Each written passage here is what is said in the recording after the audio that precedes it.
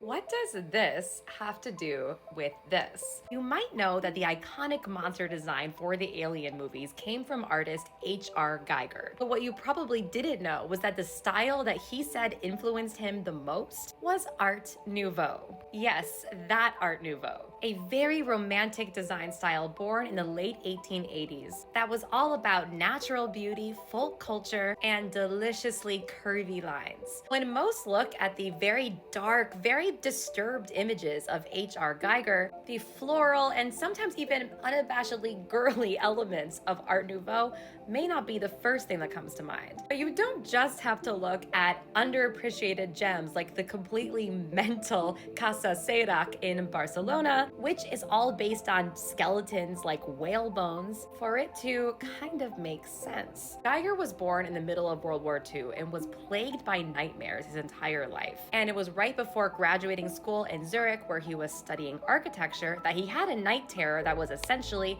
an architectural nightmare, where he found himself trapped in a bathroom as the walls around him turned into ruptured, pestilent skin, and demons stared at him through cracks in the wall, and thus inspired his biomechanoids. It turns out that just like many of the designers behind Art Nouveau, who were very anxious about the rapidly expanding Industrial Revolution and thus tried to bring back nature into their design, the man who would become a legend of horror and heavy metal album art was also deeply anxious about how rapidly technology was developing and how we might be losing part of our humanity to the machines we are growing so heavily reliant upon. It's one of my favorite examples of ornamental monstrosity. Basically, the use of patterns and what is essentially decoration and even frills to bring about catharsis, bringing our deepest fears to the surface. So we can finally,